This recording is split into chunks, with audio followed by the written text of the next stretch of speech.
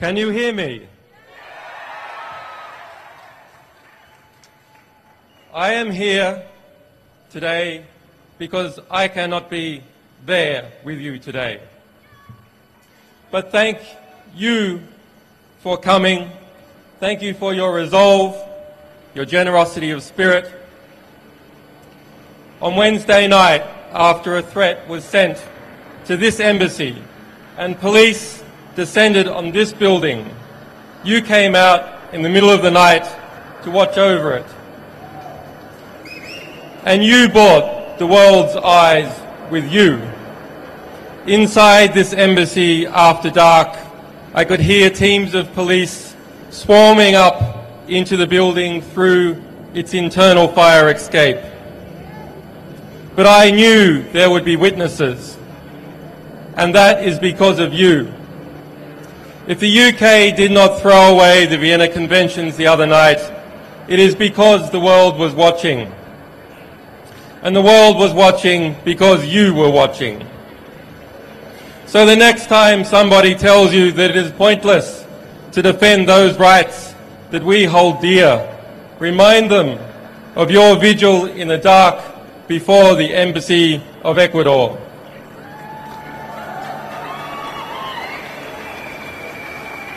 Remind them how, in the morning, the sun came up on a different world and a courageous Latin American nation took a stand for justice.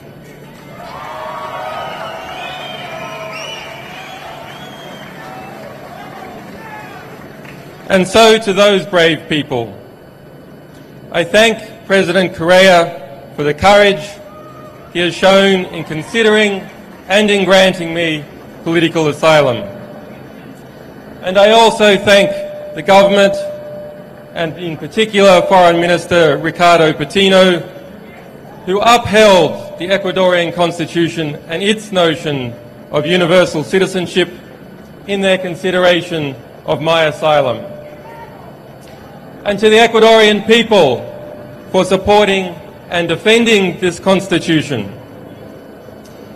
And I also have a debt of gratitude to the staff of this embassy, whose families live in London and who have shown me hospitality and kindness despite the threats we all received.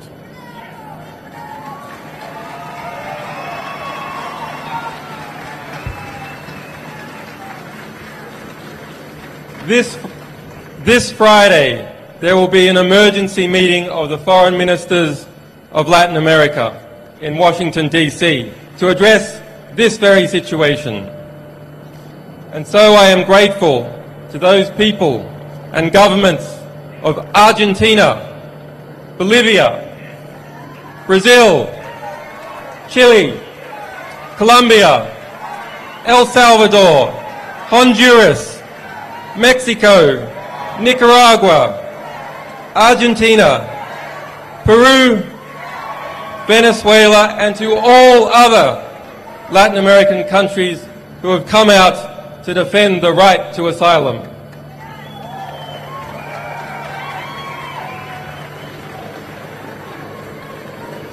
And to the people of the United States, the United Kingdom, Sweden, and Australia, who have supported me in strength even when their governments have not.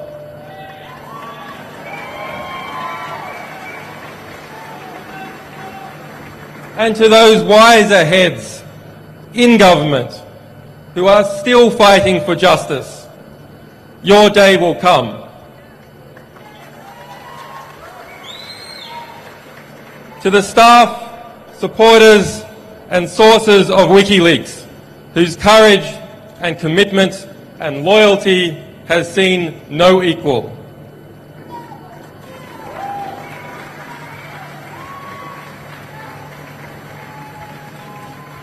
To my family and to my children who have been denied their father, forgive me, we will be reunited soon.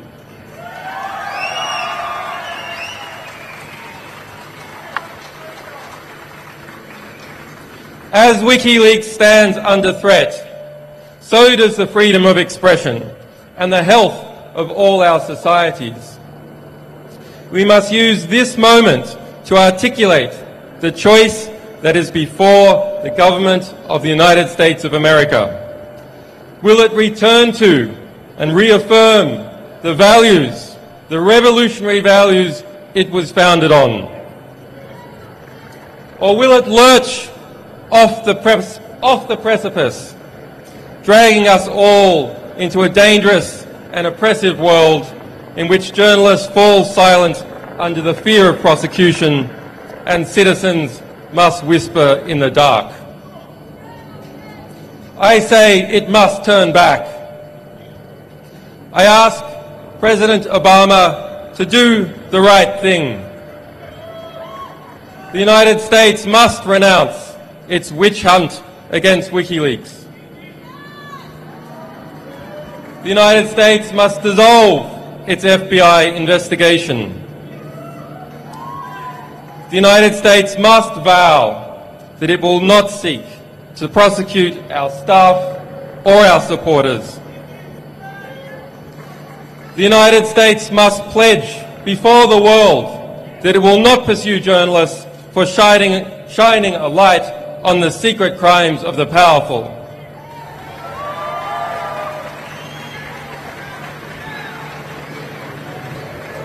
There must be no more foolish talk about prosecuting any media organisation, be it WikiLeaks or be it the New York Times. The US administration's war on whistleblowers must end. Thomas Drake, William Binney, John Kirikou and other heroic whistleblowers must be pardoned or compensated for the hardships they have endured as servants of the public record.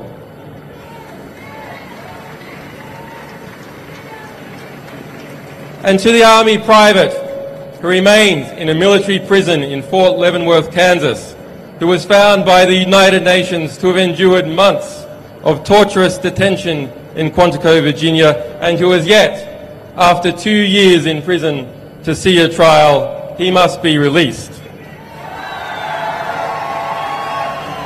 Bradley Manning must be released.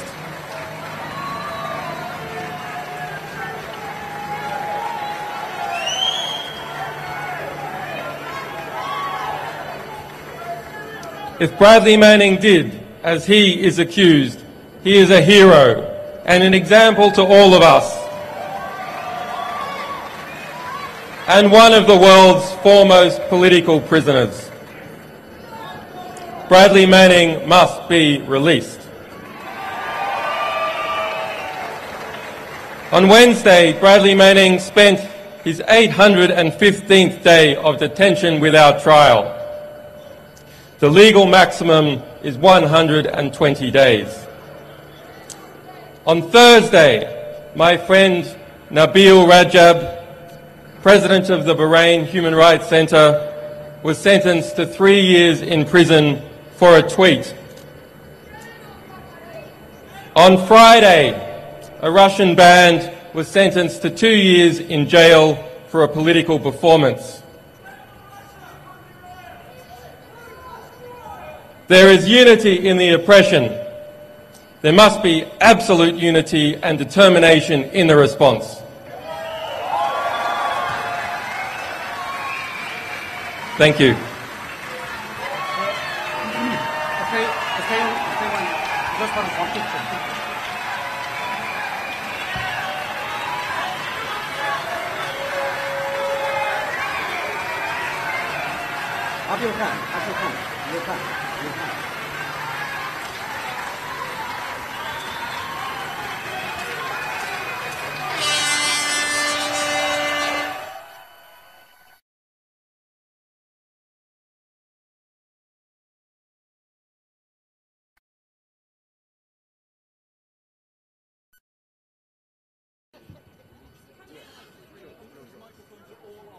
Are they?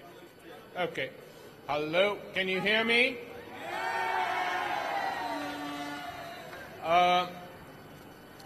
My name is Tariq Ali, and I'm here on behalf of the broad coalition of people here and in Europe and in other parts of the world, South America, from where I've just returned, who are backing Julian Assange and backing the decision of the Ecuadorian government to give him asylum.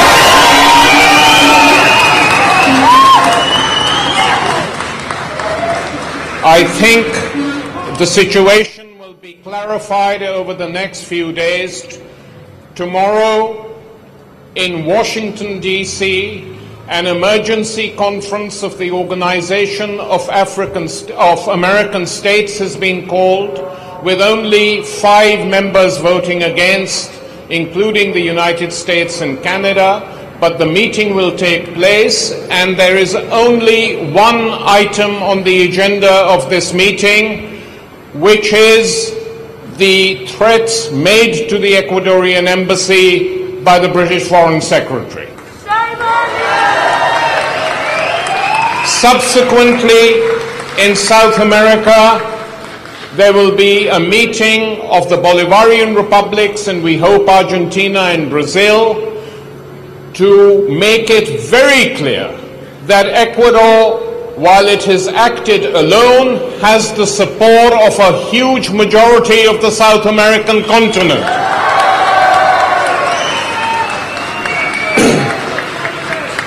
Now, this afternoon we're here to show our solidarity with Julian Assange and the decision of the Ecuadorian government. We have speakers who will be speaking for making short speeches. Then we will be open to answer questions from the press, and after that Julian Assange will speak. By that time I hope the sky will be totally blue, but we shall wait. So the situation we confront today now is a stalemate. There is a confrontation which is not of our choosing, because the right to claim asylum is the right of any citizen anywhere in the world. And we have to be very clear. It doesn't happen often in the Western world, because it is assumed that civil liberties are safe. But habeas corpus has been suspended in this country. There have been renditions. Citizens, non-citizens have been picked off the streets and sent to torture camps, either at Guantanamo or in various Arab countries which specialized in this. And so when people now decide that they will not trust the legal system in the European world because of its extra-legal actions over the last 10 years, and will certainly not trust the United States, where the treatment of Bradley Manning has been an absolute disgrace.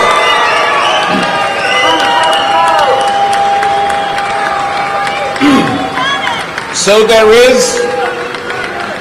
is a reason for seeking asylum now. I hope that there are not too many episodes like this, that civil liberties as we once knew them are restored, because it puts a tremendous burden on everyone in this country and elsewhere, and on people who are forced to do this. So the position is very clear. The central issue, as has been made obvious, is the fear of Julian Assange, and it's a totally understandable fear that he could be deported to a third country, that this is not a footling little investigation, not even proven, mounted by Swedish prosecutors, and its acceptance shamefully by the Supreme Court in this country, with judges dissenting, giving dissenting opinions on this within Britain itself. That it is not simply a question of that. That on its own is not the major issue. The major issue is the fear of extradition to the United States, and there is a very simple solution.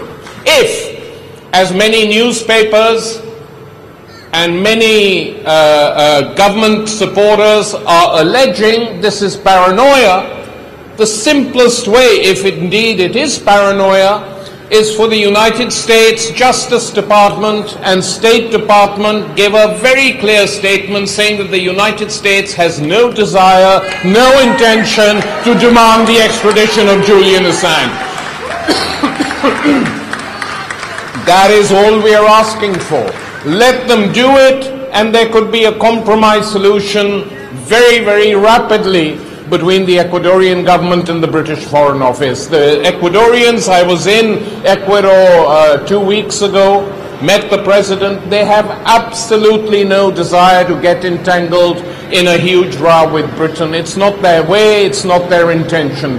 They want a peaceful settlement, and all they ask is an assurance that Julian Assange will not be extradited to a third country, and that is what we hope to achieve with the campaigning we're doing now. Now, unfortunately, we have got many messages from people who can't be here for one reason or the other, and these messages will be read out by spokespeople who are here on their behalf.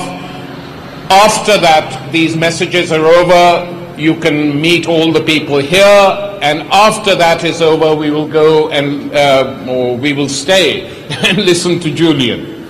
Now, the first message is from Vivienne Westwood, not normally known as a paranoid personality, and the message will be read by Cynthia King. Thank you. Thank you very much. Vivian really regrets not being here today. She wants to underline her unequivocal support for Julian, and she's asked me to read out this message, which I received from her this morning. Through WikiLeaks, Julian Assange continues to expose... Sorry? Thank you. Through WikiLeaks, Julian Assange continues to expose the lies and distortions of the authorities. His fight is our fight. It is a fight for freedom, freedom of information. We are Julian Assange. I am Julian Assange. With love from Vivian. Thank you. Thank you very much for that, Cynthia, and our solidarity with Vivian wherever she is. The next is Roman Gavros, filmmaker, friend of the campaign, will read John Pilger's speech. Pilger is doing sterling work in Australia, campaigning for Julian in his homeland, and couldn't be with us. Roman. Hello. Sorry, I'm French, so sorry for my clumsiness. I'll try to read the best I can. I have known, so it's from John Pilger. I have known Julian since he came to London and gave the world vital information about Afghanistan, Iraq, which government had suppressed and denied. What is always left out of the public portrayal of Julian is the moral dimension of WikiLeaks. The very notion of morality, of principle, embarrasses those who consort with great power, but ordinary people recognize it straight away and are not embarrassed. They're inspired. WikiLeaks is about the public's right to know and the right to practice the kind of real journalism that made Julian powerful enemies. Enemies he should wear as a badge of courage. Indeed, the whole point about Julian is courage. This is why this is a day of triumph. Triumph for human courage, for principle, for truth. Julian has not broke free, not yet. But with the help of Admiral Rafael Correa and his comrades in the embassy, he has seized back the initiative from those who think they have the divine right to rule the world, lie, and commit war crimes in our name. We should celebrate our resistance and salute Julian. John Pilger.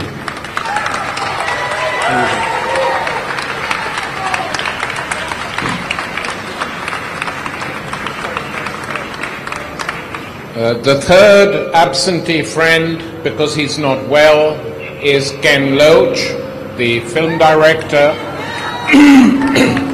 and Rebecca, who has worked with him forever, is here to read a message. Hi, everybody. The sun's come out, which is good news. I've been working with Ken Loach and Paul Laverty for a very long time, and with them, we give you this message. Julian Assange needs our support. He and WikiLeaks have exposed the dirty secrets of the powerful. Remember WikiLeaks revealing US war crimes in Iraq, firing on unarmed civilians from an Apache helicopter? Nothing but cold-blooded murder. We know the gross brutality the US and Britain will use against those it sees as its enemies. The coups in Latin America, Guantanamo, and now the terror inflicted on Bradley Manning. With right-wingers in the States calling for his execution, Julian has every reason to fear for his safety. But look at the bigger picture. There is much talk of due process and the rule of law. What hypocrisy! Tell that to those left in the shattered ruins of Iraq. More than 1 million dead in a war that was plainly illegal. The US has no regard for due process or international law.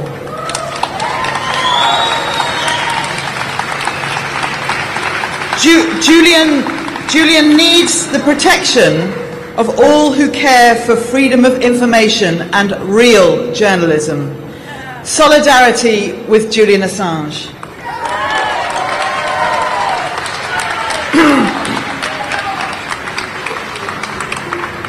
Thanks very much, Rebecca. We hope Ken gets well soon.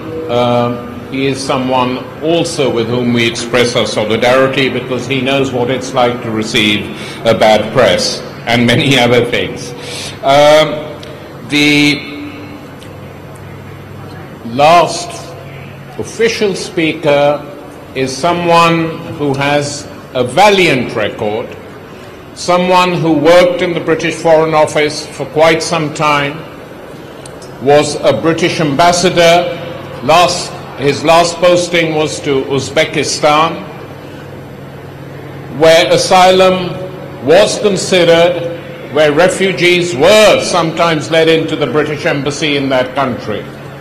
And Craig Murray has now, even though he's not that old, has become a veteran fighter for civil rights, for civil liberties all over the world. And it's with very great pleasure that I now call on Craig Murray.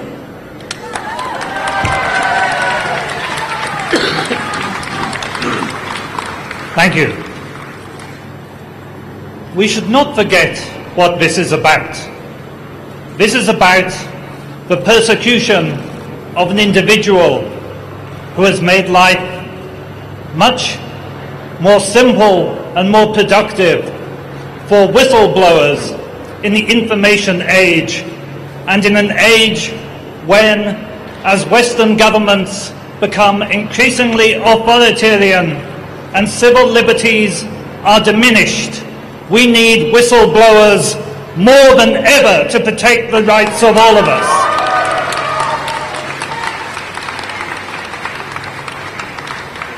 We have heard of the areas where WikiLeaks have been active, not only the prosecution of illegal war in Iraq, but the revealing of individual war crimes carried out within that war, the targeting of people for assassination throughout the world, and the collusion of governments of different stripes in that targeting, the torture and rendition of individuals.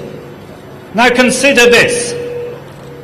I blew the whistle on torture and extraordinary rendition and the collusion of the CIA and MI6. I was, in consequence, immediately charged with extortion for sexual purposes in exchange for British visas. It took me 1.5 years to clear my name of those charges, because they routinely charge and try to frame and fit up whistleblowers, and that is what is happening to Julian Assange just as it happened to me.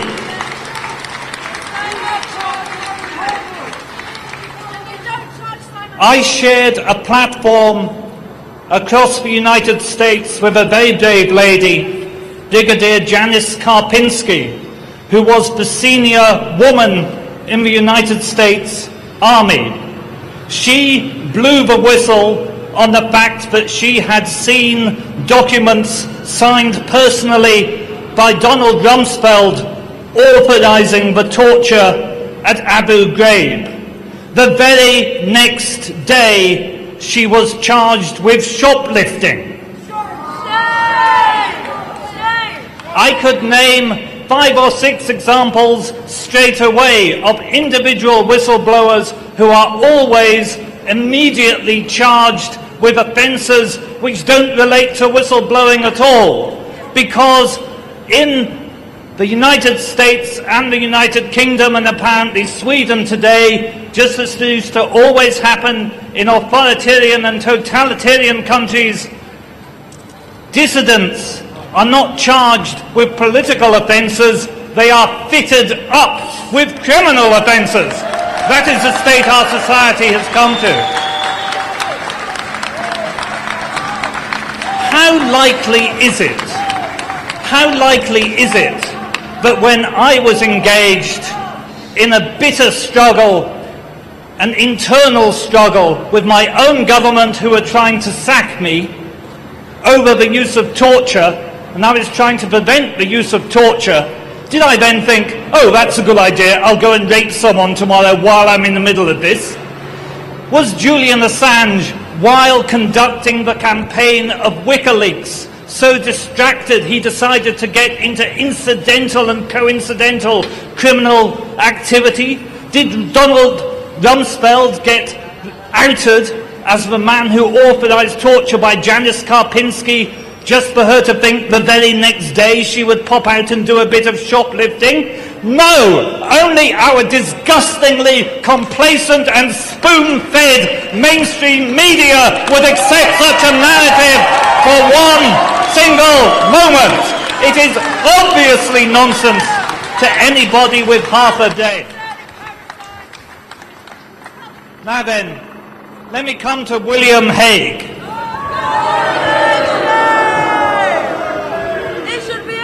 William Hague told us that when he was a student, he used to drink 14 pints of beer a day.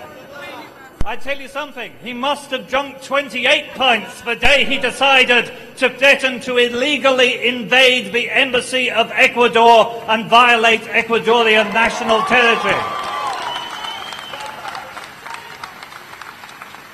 The Vienna Convention is absolutely plain. The Vienna Convention of 1961 is the single most subscribed international treaty in existence. And it states in Article 22, Section 1, that the diplomatic premises of an embassy are inviolable. Full stop. Are inviolable. You cannot invade the embassy of another country. As Tarek rightly said, there were times when I sheltered Uzbek dissidents from their government within the confines of the British Embassy in Uzbekistan. Even during the height of the tensions of the Cold War, the opposing parties never entered each other's embassies to abduct a dissident. The fact that William Hague now openly threatens the Ecuadorians with the invasion of their sovereign premises is one further example of the total abandonment of the very concept of international law by the neoconservative juntas that are currently ruling the former Western democracies.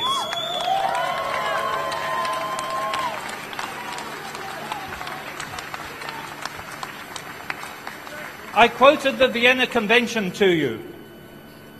The law that applies within the Embassy of Ecuador is the law of Ecuador.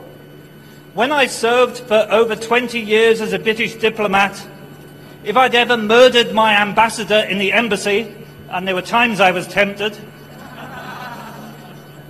that would have been prosecuted under UK law, and it would have been these gentlemen from the Metropolitan Police who would have come out to the British Embassy to investigate the crime that had taken place on British soil. And I tell you this, in international law and in Ecuadorian law, whatever British domestic legislation may say, if the Metropolitan Police enter the premises of the Ecuadorian embassy, they are subject to Ecuadorian law and they are committing a crime under Ecuadorian law for which those individual policemen are quite rightly liable to prosecution.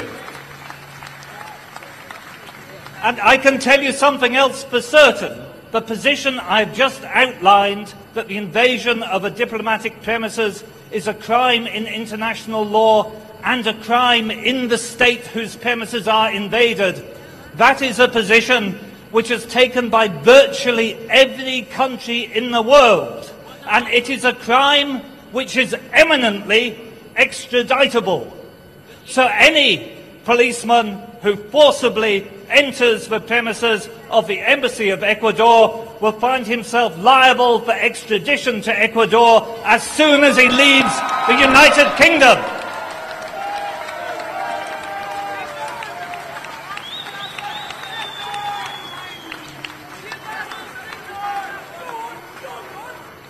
Ladies and gentlemen, I thank you all for coming here to listen. I thank deeply and from my heart those of you who have come to support Julian Assange and support his continuing struggle for freedom and to support the continuing cause of whistleblowing and revealing that which government does not want you to know. We are here today for freedom. Here we stand. We thank the Ecuadorian government for their support, and we stand with Julian Assange. Thank you very much.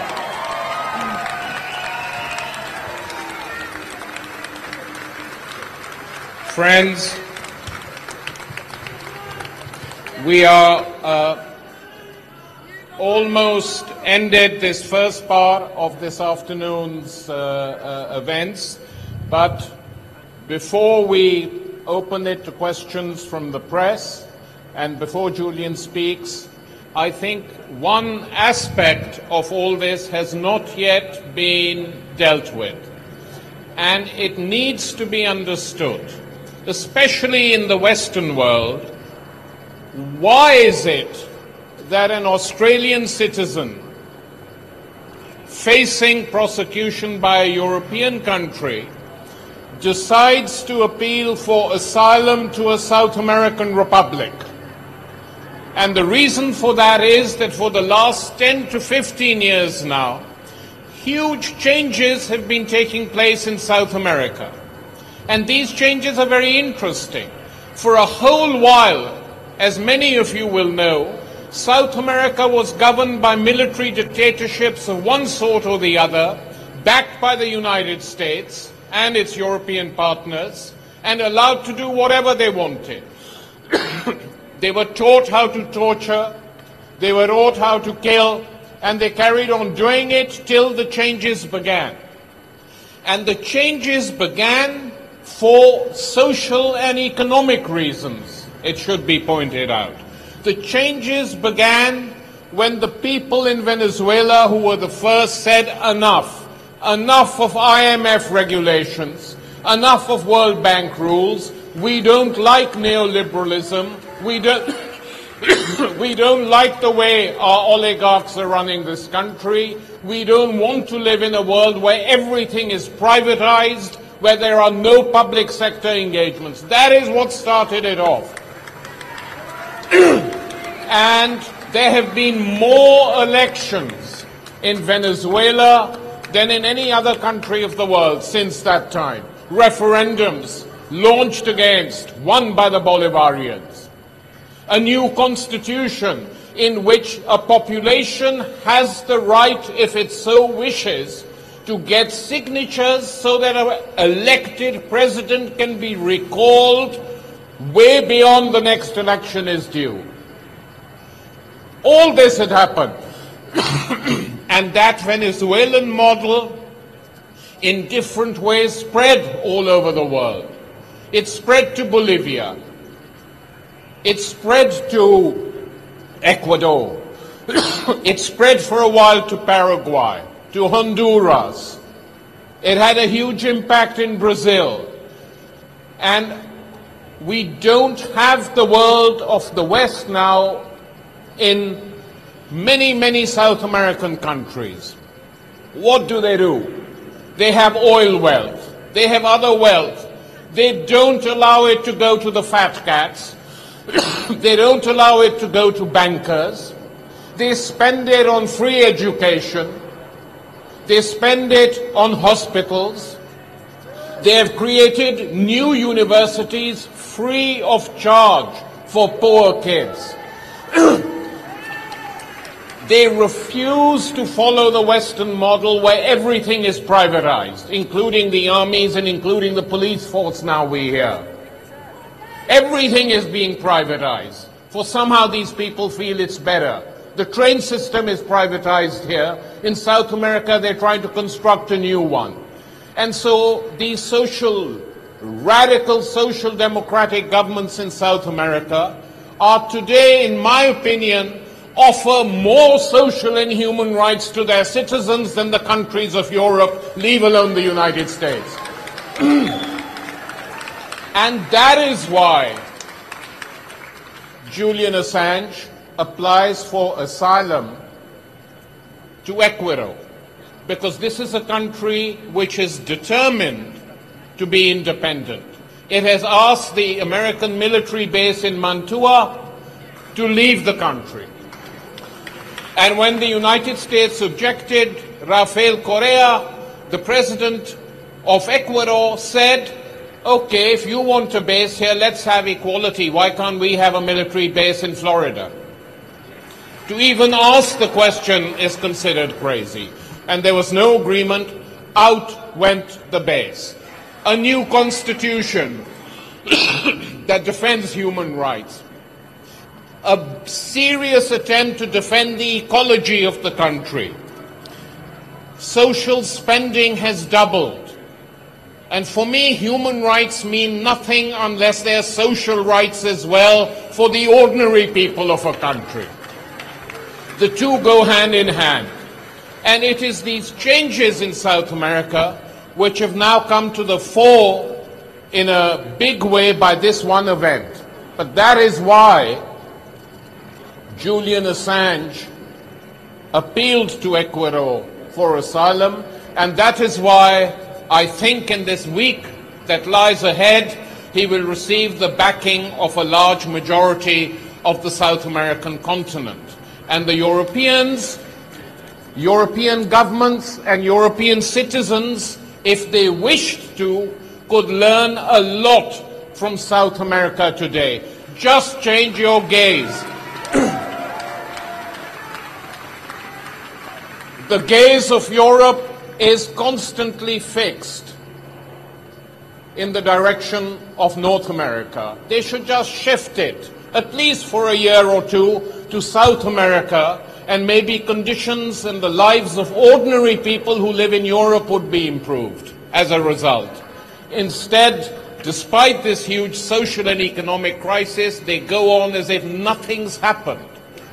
Well, for them, nothing's happened. For ordinary people who live in this country, whatever their class, their creed, their color, they suffer.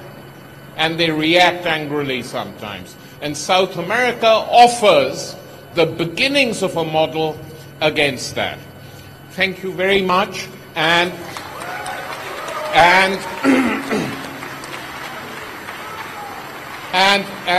now we are happy to answer questions from the media, if they want. No one here from... Yeah.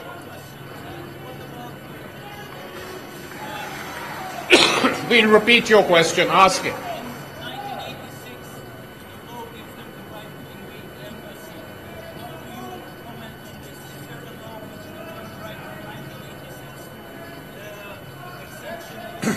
The question is, there was a law in 1986, I'm repeating the questioner, which gave the British government permission to invade an embassy.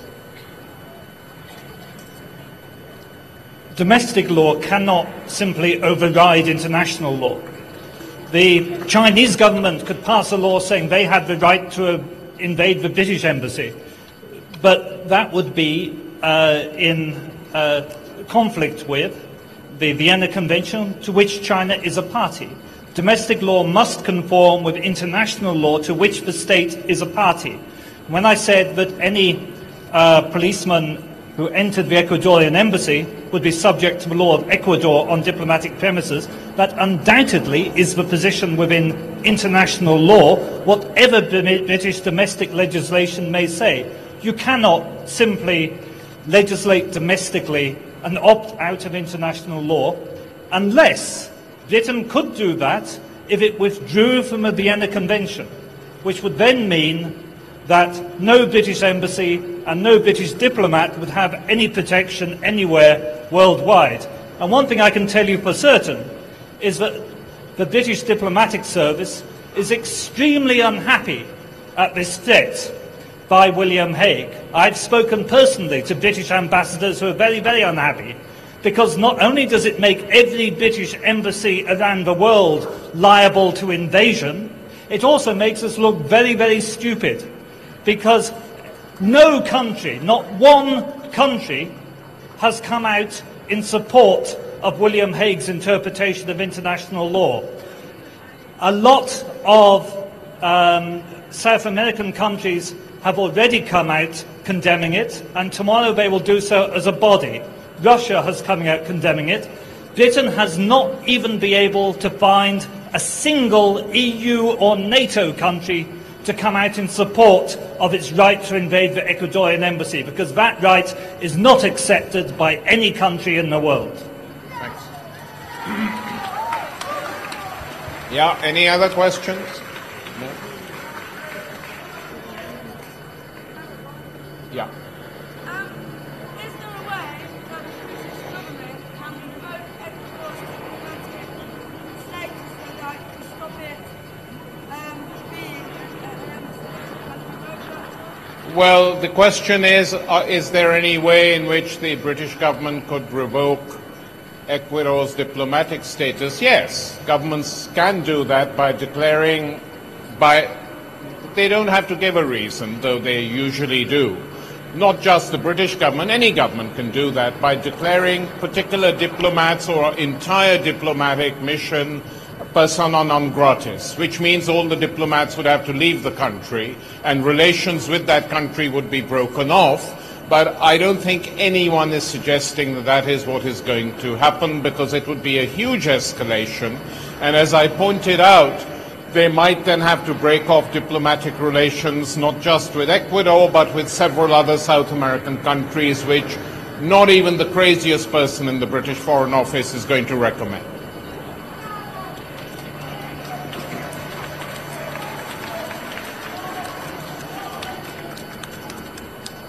Anything else, guys?